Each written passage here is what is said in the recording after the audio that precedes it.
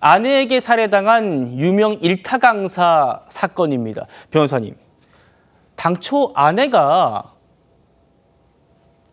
부부싸움을 하다가 술병을 휘둘렀고 고의는 아니었다라고 진술을 한 걸로 알려졌는데 경찰 조사 결과 미심쩍은 부분이 발견됐다면서요. 그렇습니다. 지금 아내는요, 남편이 흉기를 휘둘러서 이에 대한 방어 차원이었다라는 취지의 주장을 했는데 일단 흉기에서 남편의 지문이 발견되지가 않았습니다.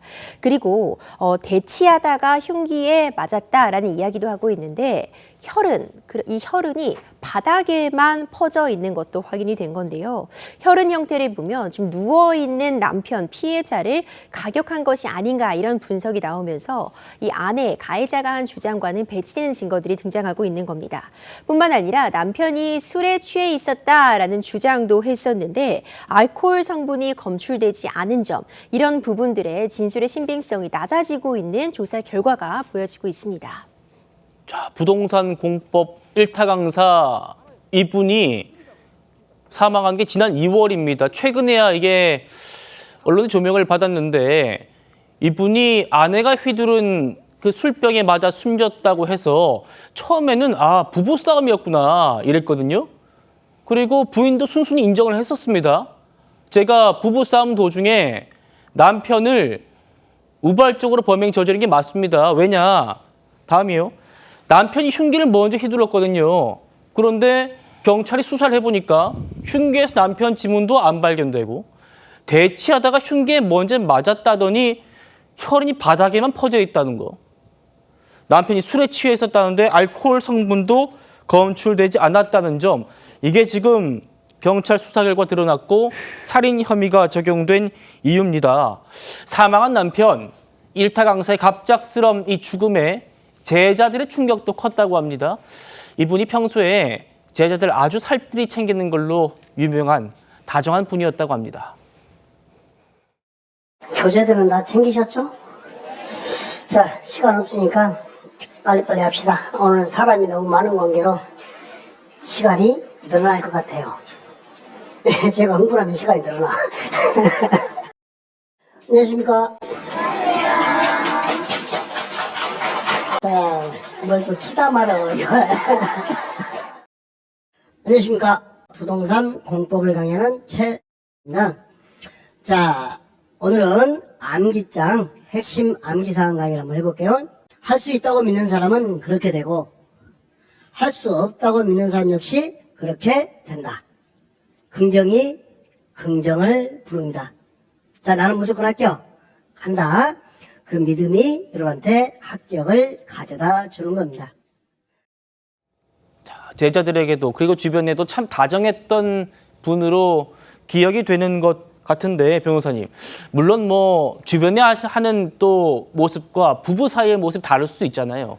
뭐 부부 사이는 둘만 안다고 하는데 그 둘 사이는 보통 평소에 어땠다고 해요?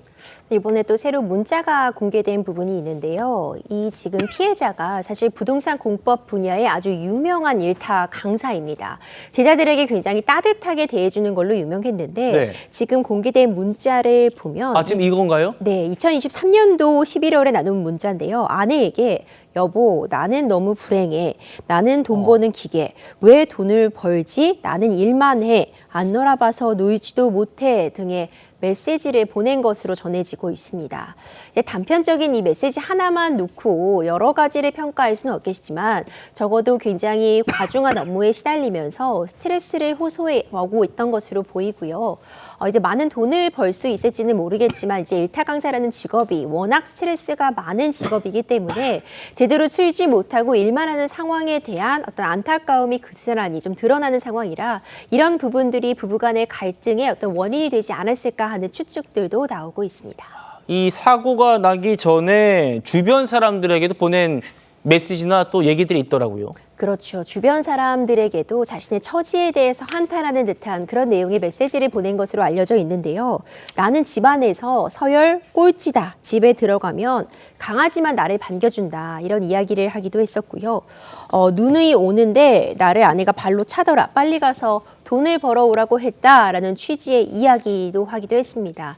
사실 푸념이라고 보이는데 현재의 상황에 대해서 굉장히 좀 힘들어하고 안타까워하는 마음이 고스란히 좀 전해지는 것 같은데 있는데 제자들의 충격이 굉장히 크다고 합니다. 네. 평소에 늘 밝고 열정적으로 강의를 해오시던 분이라 이런 뜻밖의 죽음에 안타까워하면서 가해자에 대한 엄벌 탄원서를 제자들이 제출했다는 이야기도 전해지고 있습니다.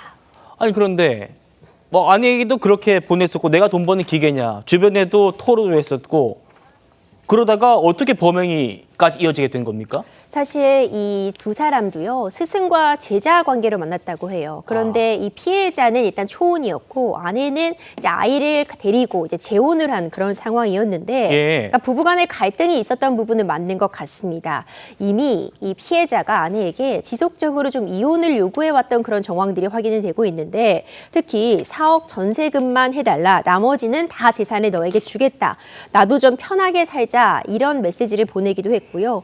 그 이후에 기대수명 계산기 보니까 내가 얼마 남지 않았다. 나 하고 싶은 거 다 하면서 살고 싶다. 이런 메시지를 보내기도 했습니다. 하지만 이런 메시지를 보내고 2달도 채 지나지 않은 시점에 아내가 이제 담금주가 가득 들어있는 병으로 이제 남편을 이제 내리쳐서 결국 사망케 하는 그런 사고가 발생을 한 것이거든요. 네.